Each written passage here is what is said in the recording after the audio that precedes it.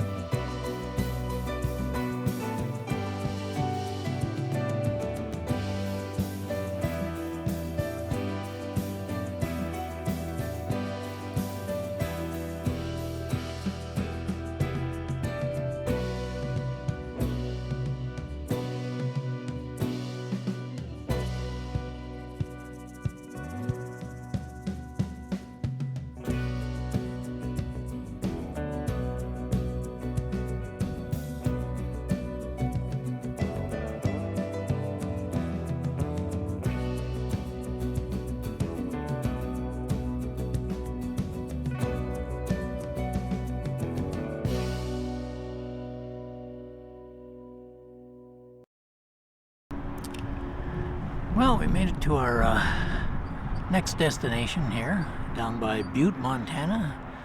It's called the 2 Bar Lazy H RV Park, and it's just a little west of Montana, or excuse me, of Butte.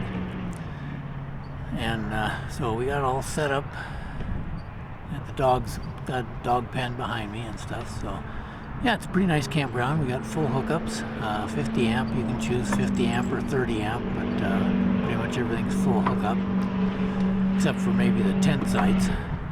And there's restrooms, free Wi-Fi. The restrooms are clean.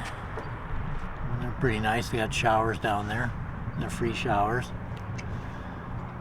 So, yep, the dogs are enjoying a little sun. Kind of cooling off this morning though. When we got up, it was 34 degrees. So pretty cool. But we had the night, it was just perfectly clear last night. So that's why we had the cold weather. But it's in the mid 60s. A little wind kicking up this afternoon, but otherwise pretty nice. So anyway, let's go walk around and I'll show you some of the campground. Okay, there's the entrance to the park down there, and there's the office, laundry, the restrooms are down there. So there is laundry, and but yeah, that's the entrance. And then you come in and there's multiple rows, and then they got numbers in each row, but they don't change throughout the park, you know. So the row has 1 through 8 campsites, and the second row has 1 through 8 campsites. So there's no continuous numbering system throughout the whole park. Anyway, that's kind of what the sites look like. Let's go around and take a look at mine. Okay, here's my site. Got the utilities between the two sites, so you're coming off a common post and water, and you got separate sewer connections. And a little grass strip in between, and then here's the side here. Now this is where it gets a little funny. The sites are nice and long, as you can see.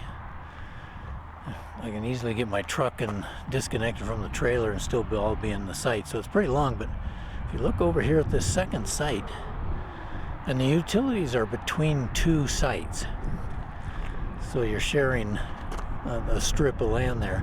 So one thing we notice is somebody pulls in, coming in, and goes, basically pulls through this way, so that the utilities are on the right side of the trailer. Then your doors are facing each other, and you end up sharing a picnic table. So it's a little weird from that standpoint.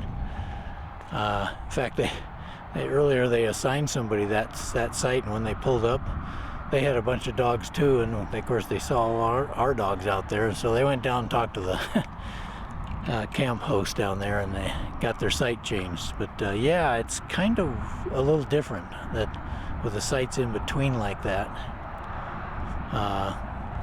Yeah, you know, the only thing you could do would be to pull in the opposite direction, but then you'd have to run everything under the trailer, so that's a little weird. So you got, as you can see, you got several rows. We are on a slight hill, so you want to make sure you bring blocks. You probably can't see it on my trailer, but I got 3 inches worth of blocks to get it up and level. So I notice everybody else is doing the same thing. There's 2 areas. This area where I am, it's kind of the limit of the Wi-Fi, and then they have the other area up there. And there's the Wi-Fi doesn't reach out that far, but you are farther from I-90. As you can probably hear maybe a little in the background and see them going by there, swinging around. There's I-90, so you got road noise. We did hear one train, but we've only, overnight and stuff, we've only heard the one train, and it was during the morning, so it wasn't a bother. One thing he's got here that's kind of neat is for walking your dog. There's a trail that goes out there, and he's got 17 acres of fenced area out there, so, and you're just allowed to go walk out there, and their little trail goes up and over and down into a little gully on the other side, so there's a lot of room to walk your dog. And like I say, the park goes back there quite a ways too. So, but otherwise, yeah, it's pretty nice. Got some nice views. And of course, we're up high now. We're up over 5,000 feet at this location, so the night skies are really, really something. But yeah, that's the view you got from here. As you can looking more towards the south there, south and west, you can see the hills over there also. So that's kind of the rundown for the campground, and of course. We're going to be going over to the World Museum of Mining. That's one of the things we want to do a watch, so we'll take some videos there. We're going to probably do the tour where you actually go down inside an old mine there. So anyway, and they got an old replica mining town there also. So we'll put that video on after this, and but otherwise the campground's pretty nice. So if you happen to be going through the area, it's not a bad stop. Good morning, guys. Right now we're at the World Museum of Mining, and you can see some of it behind me there.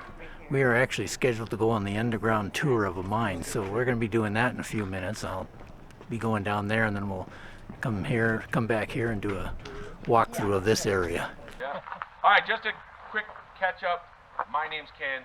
You're in what's called the Orphan Girl Mine, silver mine in a much larger community. And I was telling them, underground we are connected to another mine. It's called the Orphan Boy Mine. And it's ran and operated by the college up here. That's Montana Tech at the University of Montana. It's a mining and engineering school, and they actually send their students down there to do some on-site learning. So if we're down there, and you guys see some lights bobbing around in the dark off in the distance, it's not ghosts. It's much worse. It's students. Just know I warned you. Let's get walking. We're going to head this way. Kind of my low-hanging fruit, see if I can get you guys involved a little bit here. So, can any experts in the group tell me what the name of this piece of equipment is? Nailed it. Good work. Stamp mill. Just like the sign says. You're still lost. There we go. Did you help her? I see it. Oh, there you go. Okay. I'm just slow. Yeah. Oh, you just knew? All right, here's an extra credit. What's stamp mill do? It crushes ore. He didn't know. That's exactly what it does. It's a big old rock crusher. I like to say it pulverizes ore. So you go down into these copper mines, you don't come back out with copper wire, right? You come out with these chunks of rock or ore that need to be refined or smelted to get what you want out of them. To be able to smelt them, you got to crush them up first. Now, if you don't know what smelting is, it's basically a process in which you're utilizing the differing melting points and densities of precious minerals and waste material at a very high temperature. Turn them into like like a molten lava. Introduce what's called a flux, and you're able to separate out the more dense precious minerals from the less dense waste material, which is called slag. Right over there at the end of the gravel, there's some black bricks hanging out. Those black bricks, slag, leftovers, what you're trying to get rid of. Good stuff though, what you want, copper concentrate. That's what this is right here. And I'm told these were recovered as part of a reclamation effort over at the Parrot Mine here in town. And I'm told they're anywhere between 80 to 85% copper. Now you might be asking yourself, Ken, why are you guys leaving big chunks of copper out here? They got to be worth something. And the answer is they weigh anywhere between 500 to 550 pounds. So pick it up. Yeah, so if you're able to steal one, good work. All right, in here, guys, air compressors. Air compressors are responsible for running underground equipment. We're talking pneumatic drills, pneumatic hoists, and these things called hard-wheel muckers. If you don't know what a hard-wheel mucker is, I'm going to show you one when we get down below. But they're basically just these air-driven buckets. They scoop up the ore, they dump it into a ore clutch for you. Last thing about the compressors, I like to touch things. If you guys like to touch things as well, feel free to get in here and check out this leather belt. Kind of cool. Not even sure why I like it so much, but it's just awesome. Also, you want to take a quick moment, wrap around the compressors, get a full view of them, take notice of some of these brand names. Westinghouse, Ingersoll Rand, still big names in the game today, especially Ingersoll Rand. Compressor we're running on ground right now, Ingersoll Rand. Once you guys are checking out the compressors, I'll be over at the hoist engineer station. Which men would be hanged from. Then because of all the languages we discussed, it evolved from gallows frames into gallus frames, just people saying it a little bit differently. Today though, the most common term is going to be a head frame, but you can call it any of the three. All three are technically correct.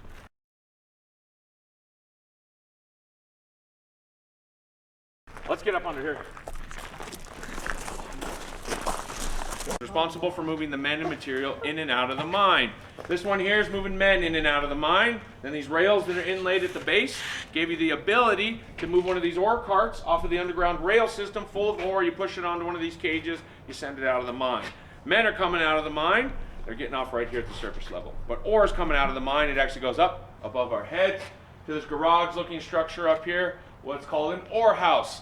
Up there's a man waiting. He takes the ore cart, he rolls it off the cage, brings it over, dumps it into a set of ore chutes. All that rock falls down into what's called the grizzly, which sections it out by size, drops it into a rail car so it can get sent off to the smelter. Kind of already mentioned it, but the big smelters here in the area, the big one by far, Anaconda, but another one up in Great Falls, Montana.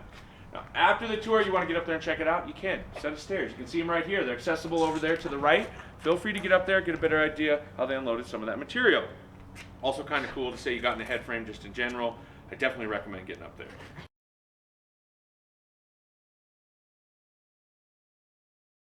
Last thing about our head frame, we had an additional shaft and chippy added onto ours, and this was used almost exclusively for getting more men in and out of the mine. Now I'm going to call it a chippy.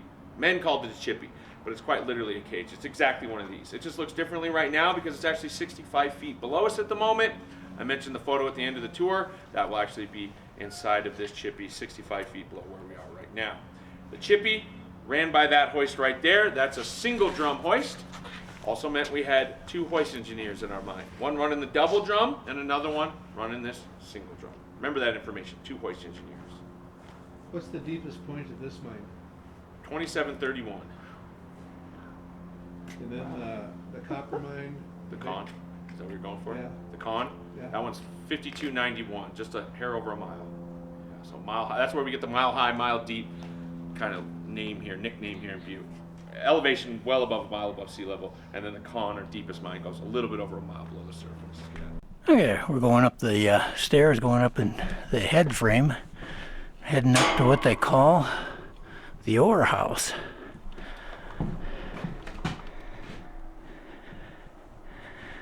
A set of tracks look like a big giant ore cart.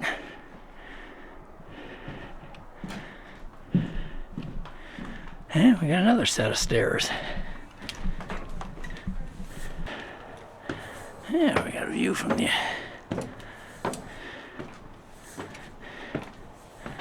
oh. Oh, we keep going up some more. Wow. Let's see. Okay, I guess we'll go up.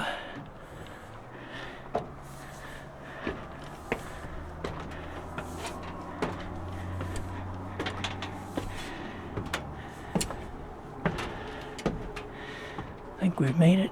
Oh. Oh, wow. Okay.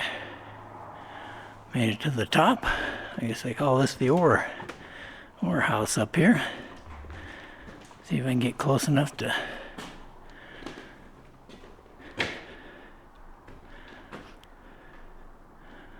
There we go.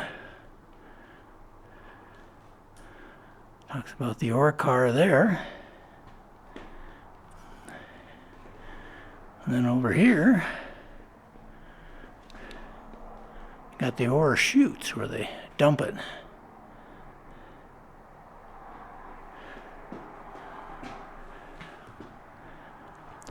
Quite a building. There's the part of the park, or the museum down there. And there's the mine entrance that we went in down there. Okay, here we go, heading down into the mine.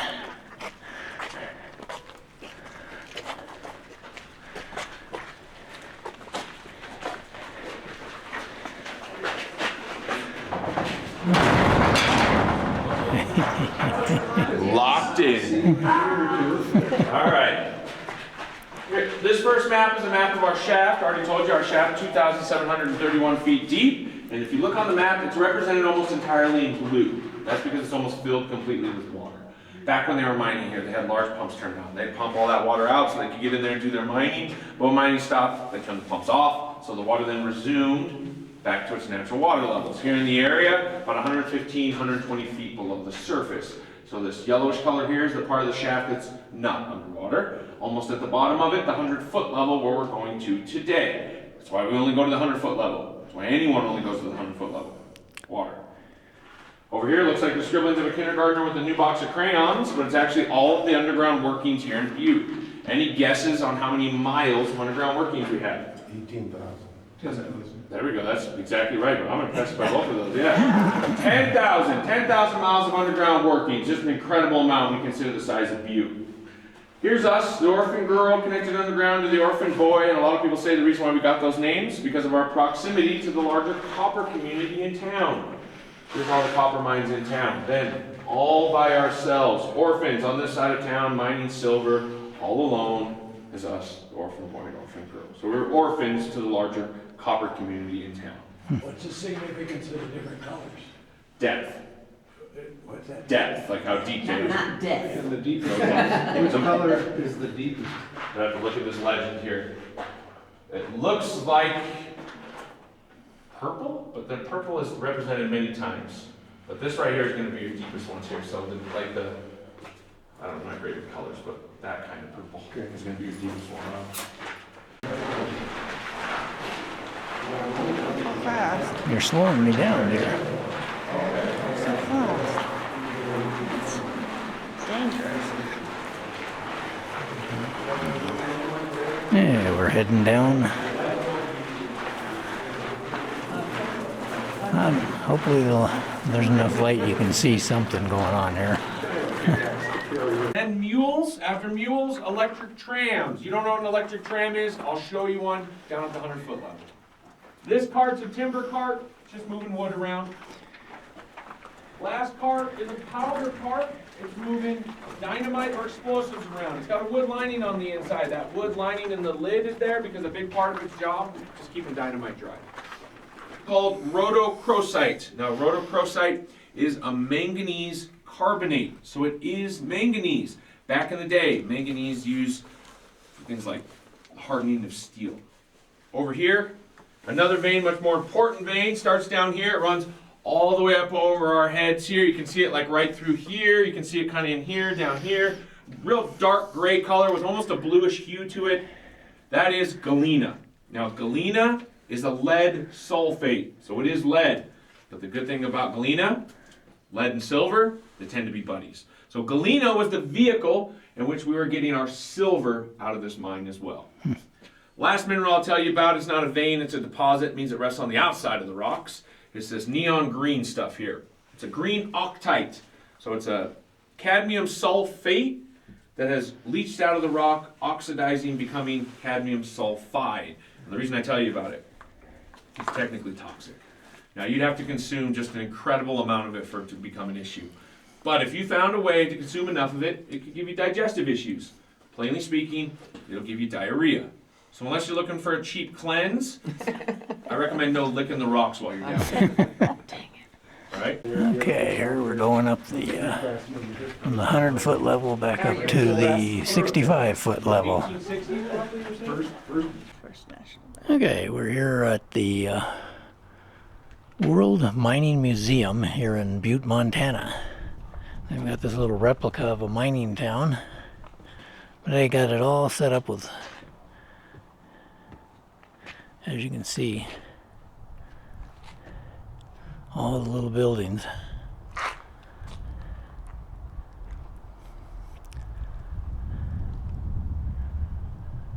I had a room in there with a player piano. We'll go shove a couple quarters in and hear that thing play.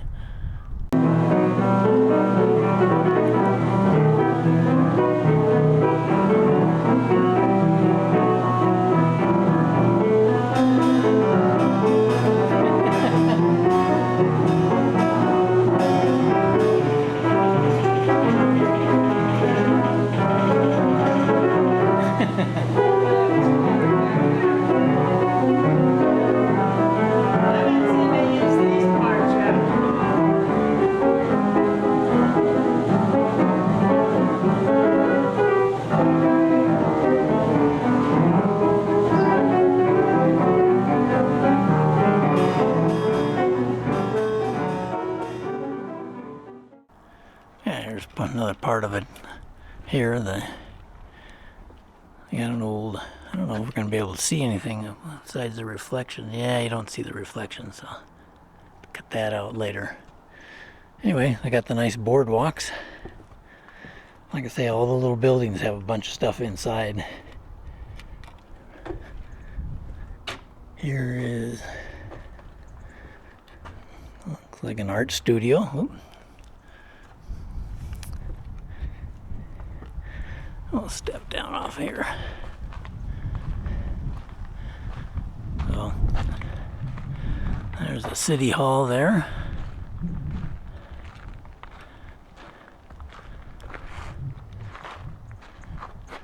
And a little,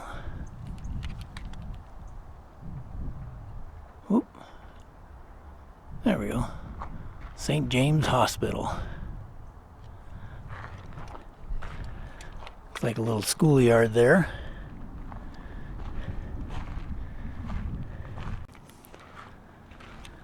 This is an old ranger station.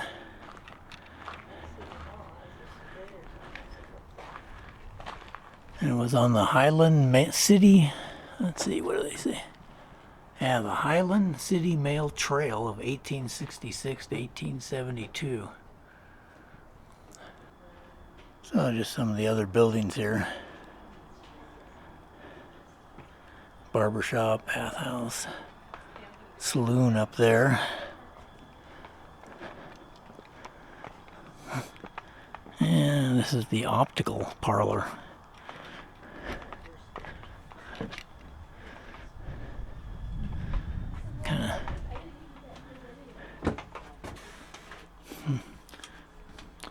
All the tools for making glasses. Here's a little interesting piece of machinery for those machinery guys. Tractor fitted out with these rotating things, and it's a Fordson snow machine.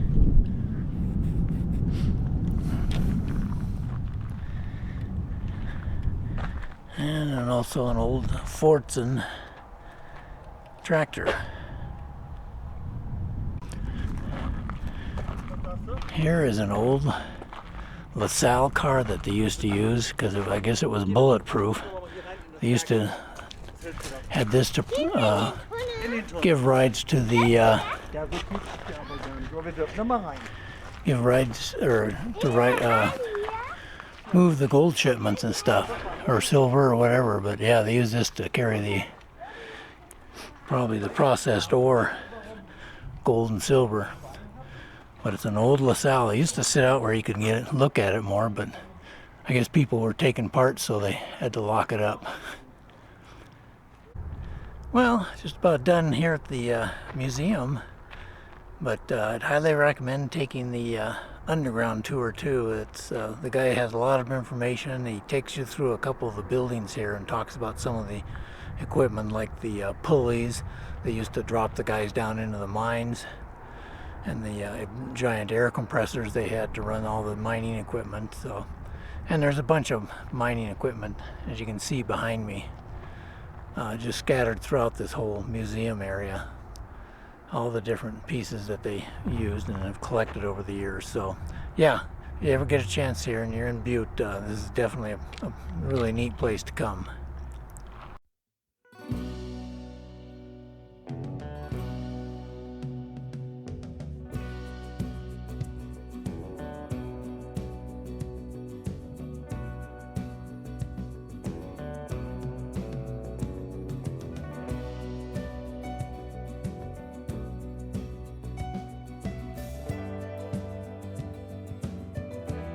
Thanks for watching. Please hit the like button if you enjoyed the video, and hit the subscribe button so you can follow along on our